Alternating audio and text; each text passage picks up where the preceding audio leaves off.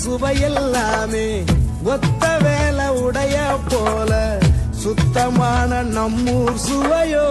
ஆத்தா தந்த உசுர போல மூட்டி பாசம் கொட்டி சமைச்சது திண்டுக்கல் தலப்பா கட்டி நெய்யூத்தி நேசம் கொட்டி இழுக்குது திண்டுக்கல் தலப்பா கட்டி மத்த நாட்டு சுவையெல்லாமே ஒத்த வேலை உடைய போல சுத்தமான நம்மூர் சுவையோ ஆத்தா தந்த உசுர போல மூட்டி பாசம் கொட்டி